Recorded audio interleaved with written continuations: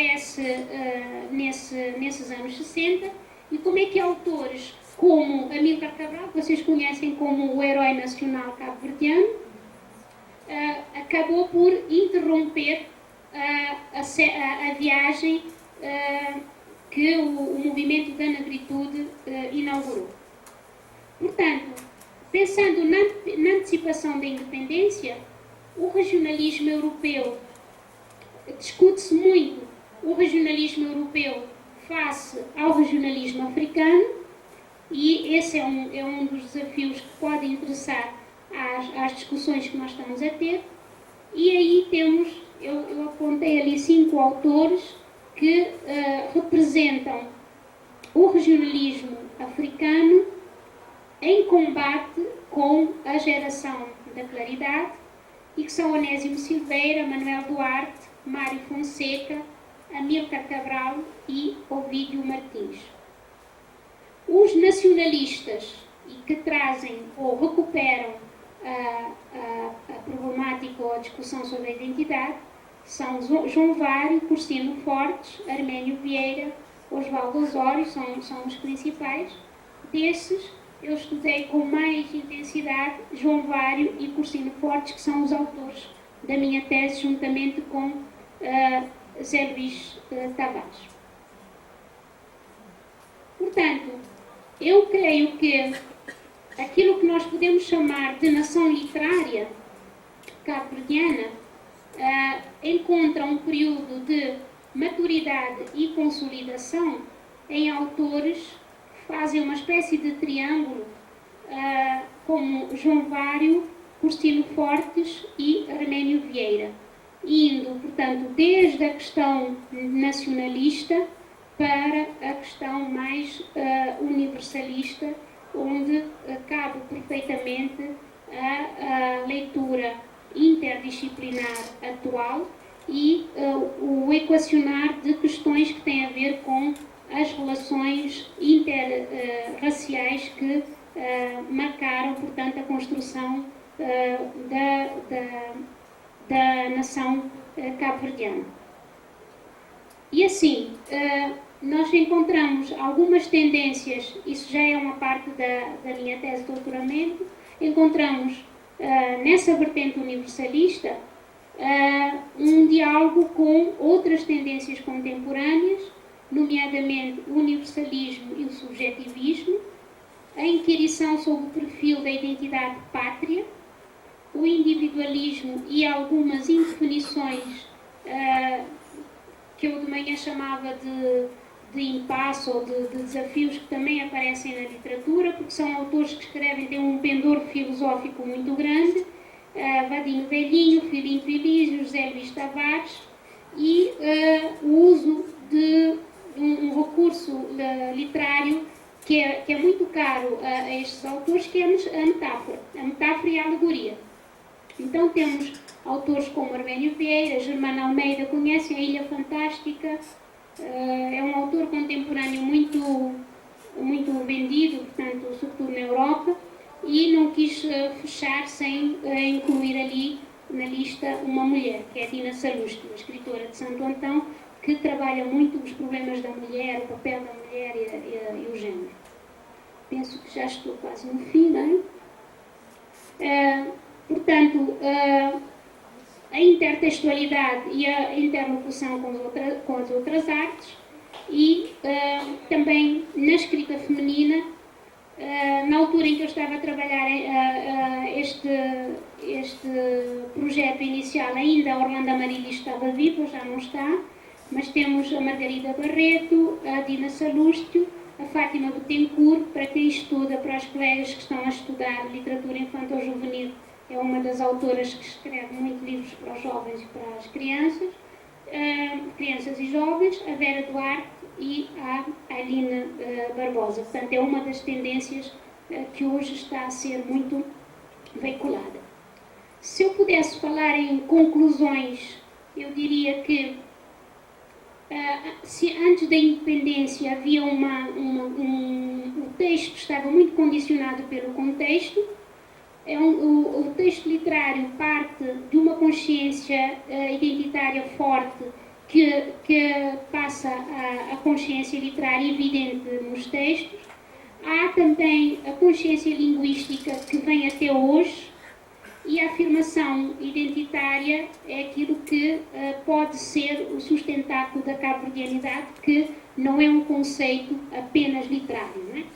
Hoje, penso que é possível nós identificarmos um contexto de ruptura e afirmação, portanto, em perfeita coexistência, o subjetivismo linguístico e literário, passando não só pela afirmação do bilinguismo, mas também pela exploração de outras linguagens, a afirmação regional no universal e em relação à África, e também a exploração de outros temas que colocam em causa os limites do imaginário do literário. Portanto, o que é que nós podemos partilhar aqui como um grande desafio é a forma como a disciplina de literatura cabo-verdiana está a ser ensinada no conjunto das literaturas africanas, portanto, merecendo uma maior autonomia e que iria dar conta de problemas que estamos aqui a partilhar, que houvesse maior seleção, aquisição e organização de bibliografia específica para se desenvolver estudos universitários que nós vamos apontando diariamente nos eventos.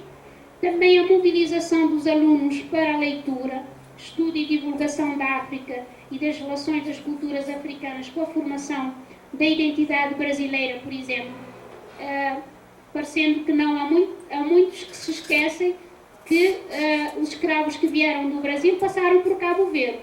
Então, quando nos perguntam onde é Cabo Verde, nós ficamos a pensar, mas o que é que se passa? Quer dizer, há aqui uma coisa que a nós, quer dizer, não sei se direi que choca, mas pelo menos faz-nos pensar o que fazer com isso, não é?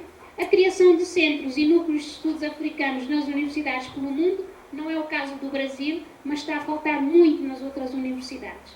Pelo menos em Cabo Verde, por exemplo, há 10 anos que estamos a lutar por um centro de estudos africanos e não conseguimos. Não é? O professor Eduardo Camilo, que a professora Araci conhece, os colegas, é um dos defensores da criação de um centro de estudos africanos. Não sabemos como é que ele não é ouvido. Não é? Portanto, isso poderá incrementar a formação específica de profissionais e o desenho de projetos conjuntos. Pronto, deixo aqui, tenho umas referências bibliográficas e muito obrigada pela vossa atenção.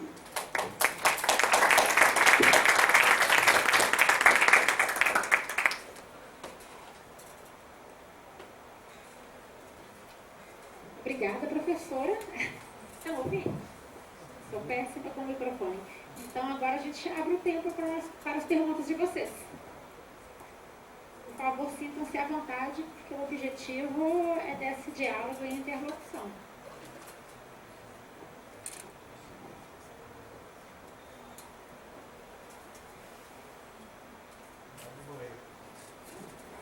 Como é que dá para escutar, né? Comentar. Não, está gravando. Ele está gravando. Está gravando? Então tem que falar mais. Para a posteridade. Boa tarde, sou de Cabo Verde, né? É bom que começa com Cabo Verde, aí vai espalhando para os outros países.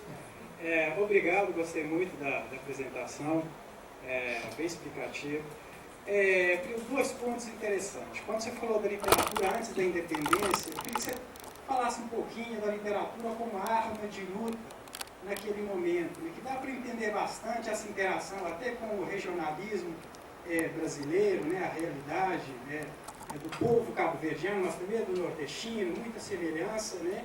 E que aqui também é travada uma luta, lá na dimensão política também, né? E ela tem a ver com essa ligação da literatura africana com a cabo-verdianidade, né? Eu acho que você está falando da África mais no sentido dos palopes, né? Mas houve também uma literatura que Cabo Verde meio que negligenciou, que era uma literatura que Cabo Verde estava querendo fazer, que era da libertação.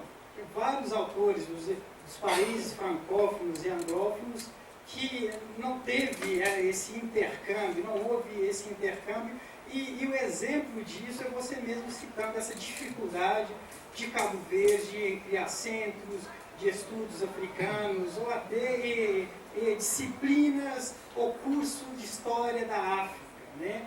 Pois é, se houvesse essa interação e se ela não era efêmera, por que ainda dessa inconsistência da presença africana, no seu caso da literatura, né, africana? Obrigado. Meu nome é Carlos Augusto, eu sou professor aqui da Faculdade de Educação também e faço parte desse projeto que desenvolvemos em parceria com Cabo Verde. E a minha curiosidade, professora, seria quanto à produção literária em língua cabo-verdiana, porque me parece que essa produção que foi apresentada, ela tem como ponto de apoio a língua portuguesa. E há um movimento muito forte recente, bom, não tão recente, mas pelo menos tornado visível mais recentemente, que é exatamente essa preocupação em resgatar a língua cabo-verdiana, né? E eu me pergunto como que a literatura favorece esse trabalho. Temos aqui, inclusive, um escritor cabo-verdiano que escreve, né, em língua cabo-verdiana, que é o queijo.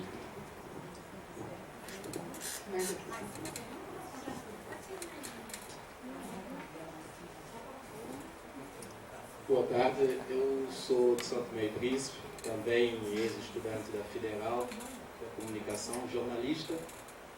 E a professora ter começado por falar que é de São Tomé e Príncipe, e eu também pego a deixa que ela terminou para começar o meu questionamento.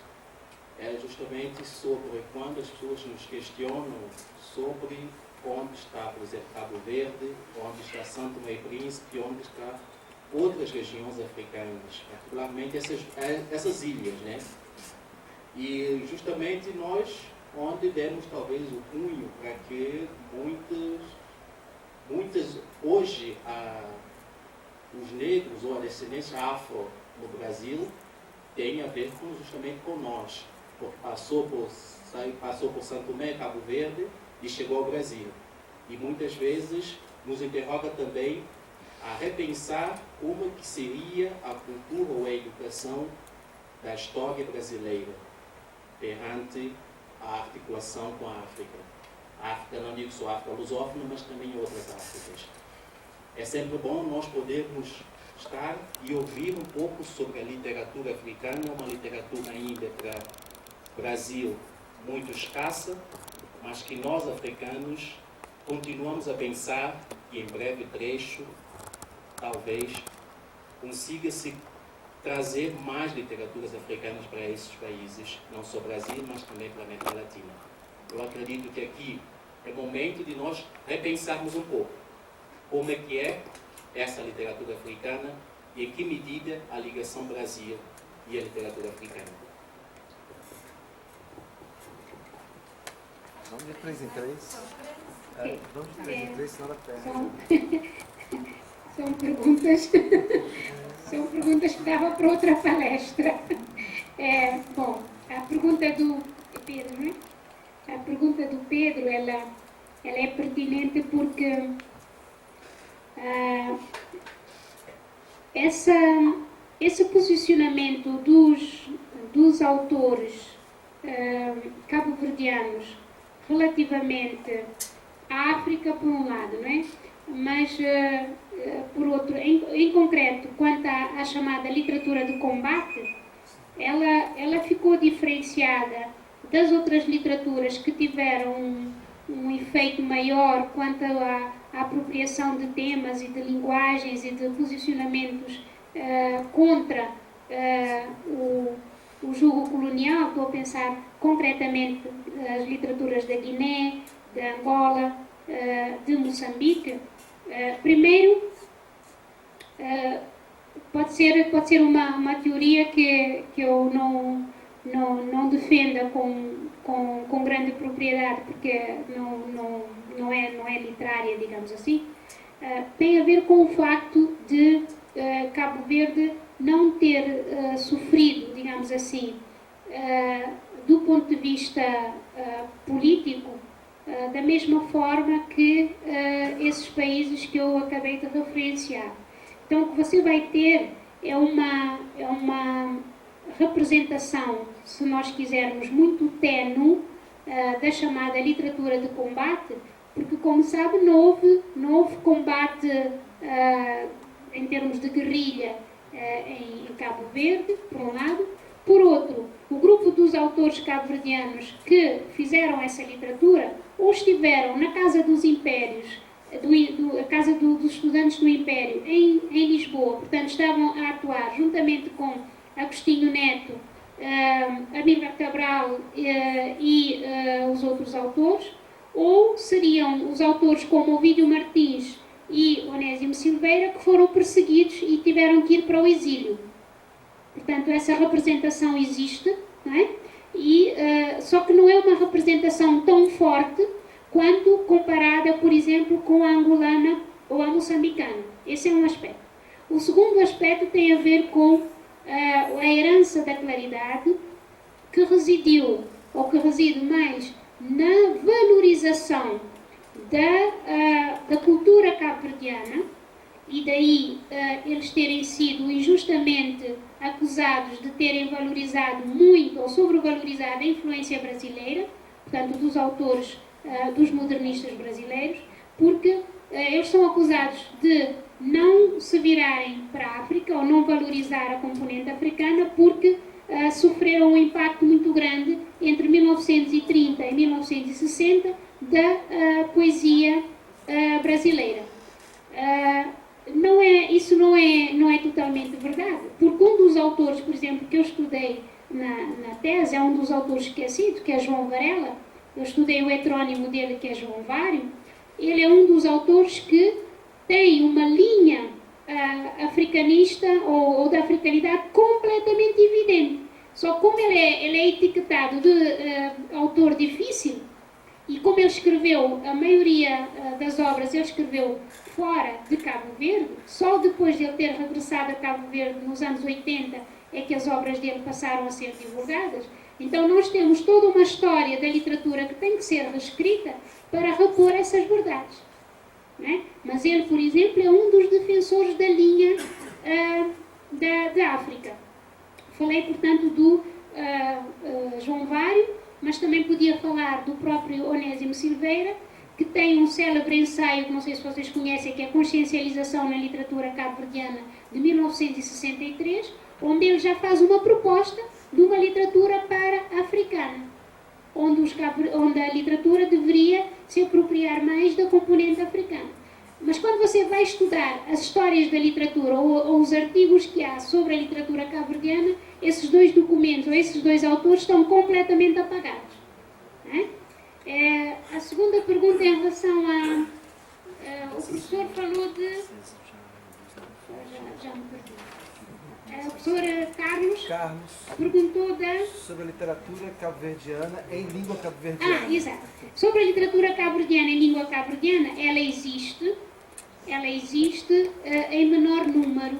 Não é? Eu trouxe um outro poeta comigo, que é Cursino Fortes, que já nos anos 60 já escrevia em língua cabo-verdiana. Portanto, ele é de São Vicente.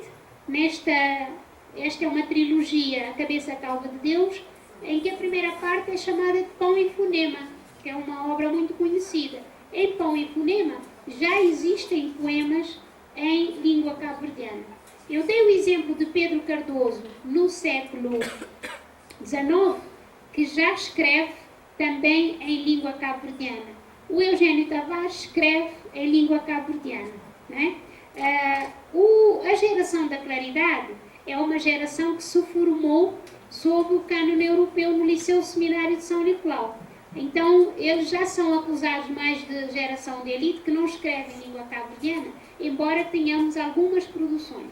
Hoje já temos autores, o Filipe Lísio, o Dani Spínola, são autores que escrevem, a Vera Duarte, escrevem em língua cabo-verdiana. O que é que está a faltar? Talvez fazendo a ponte com a pergunta do colega, eu acho que há pouca divulgação. Acho que há pouca divulgação porque, para que as universidades ou para que os leitores leiam em língua cabo-verdiana, ou teríamos que ter edições bilíngues, que é uma estratégia, ou teremos que ensinar a língua cabo-verdiana. Eu, quando estive na USP, eu ensinei língua cabo-verdiana e tinha uma turma que começou a se interessar porque a metodologia que eu utilizava era precisamente levar textos literários em língua cabo-verdiana. E eles disseram, mas nós não sabíamos que existia, mas existe, porque eu não escrevi esses textos de um dia para o outro, eles não são meus. Então é preciso haver isso. Quanto à pergunta que fez o colega, eu acho que é pertinente porque nós às vezes temos algum, eu não sei se eu posso dizer, algum receio de assumir as nossas particularidades, não é? O caso das literaturas africanas de língua portuguesa é um caso preocupante, é gritante. Porquê? Porque nós achamos que estamos a ensinar literaturas africanas nas universidades africanas, quando o que estamos a fazer é dar uma pincelada de um universo que é extremamente rico e que não é possível ensinar em, por exemplo, um semestre de literatura. Eu acho que o Brasil já é mais ousado quando eu vejo universidades brasileiras que já assumem literatura cabo-verdiana, literatura angolana, literatura são-tomense. Eu, pessoalmente, já fiz uma proposta em Cabo Verde de ensiná-las separadamente. Porque eu acho que nós já temos, já há produção suficiente, tanto teórica como literária, para que haja programas distintos, embora possa haver momentos em que elas sejam conciliadas num título comum de literaturas africanas de língua portuguesa. Mas hoje já não faz sentido porque nós não conseguimos abarcar a riqueza dessas literaturas. Um aspecto, por exemplo, um desafio que eu estou a lançar agora na Universidade de Cabo Verde é fazer a leitura ou o estudo interdisciplinar da literatura. Porque eu tive a sorte de ser orientada pela professora Simone Caputo Gomes, que é uma senhora que estuda a literatura como património.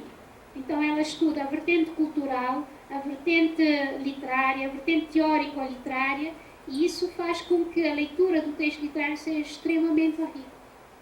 A leitura fica completamente enriquecida com as orientações teóricas que ciências sociais e outras disciplinas como a filosofia, mesmo nós, por exemplo, estamos a discutir na Universidade de Cabo Verde a filosofia africana.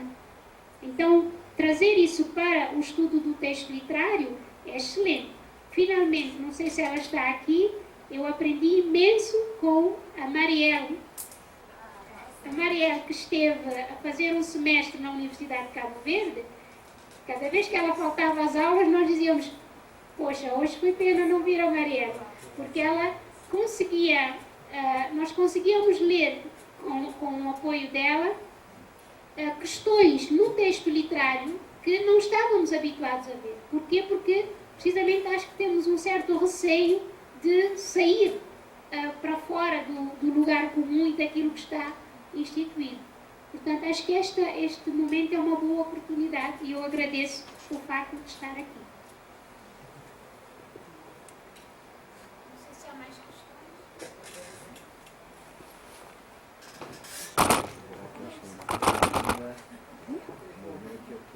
Obrigada pela sua fala, gostei bastante. Eu gostaria de fazer duas questões. Uma delas você mencionou com relação à dificuldade de se abrir ou de se ter na universidade núcleo de estudos africanos. Né? E daí eu gostaria de saber que dificuldade é essa, por quê e quais são as razões. Né? Eu estou pensando do ponto de vista da nossa universidade no Brasil, que quando se quer e se tem uma pessoa interessada, né, essa dificuldade para a gente não existe. Né? No sentido de se abrir, né? É claro que você tem dificuldade depois na manutenção disso, e de ter mais pessoas engajadas e etc. para fazer pesquisa junto com você. Então essa seria uma questão. E a outra seria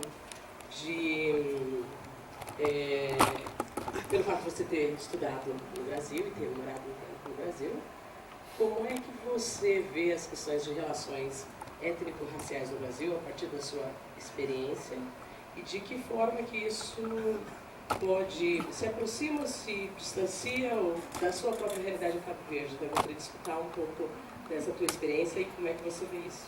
Obrigada.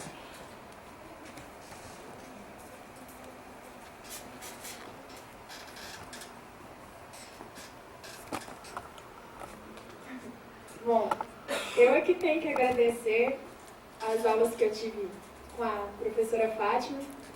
É do tipo da professora que pega toda a turma e vai andando a pé até a Cidade Velha. Então eu conheci não só a Cidade Velha em si, mas o caminho inteiro. Fomos carregando, cantando sumo na cabeça, levando tudo de bom, assim. E durante o semestre, né, que eu cursei a disciplina dela, a gente discutiu várias questões. E a turma teve um envolvimento muito mágico, assim, de quebrar essa ideia de que é só o livro e o cronograma. Na verdade, cada pessoa ali guarda um universo literário, assim, gigantesco e maravilhoso dentro de si. Foi isso que a gente discutiu também. Essas outras plataformas de literatura que não estão só no papel, né, mas também estão nas canções, na oralidade, em toda a riqueza que guarda Cabo Verde e também na semelhança que a gente tem aqui em alguns aspectos no Brasil. E foi engraçado que, assim, uma autora belo-horizontina, que eu não conhecia aqui, durante o meu período todo numa graduação de História, me foi indicada pela Fátima, que é a Conceição Evaristo. Assim. E vários autores eu fiquei conhecendo a partir da disciplina dela.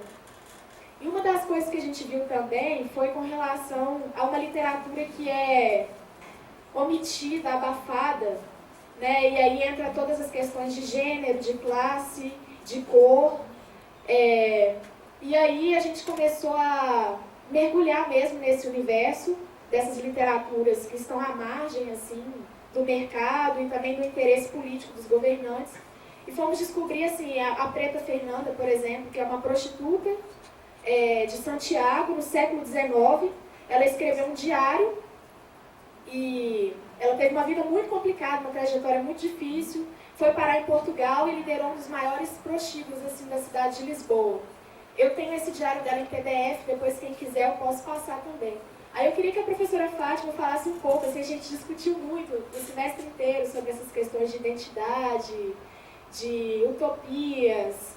Eu queria que ela falasse um pouco desses outros suportes de literatura que não estão diretamente no papel, mas eles estão cantando, gritando, fazendo todas as formas assim, possíveis de manifestação artística aos nossos olhos, ouvidos e tudo mais.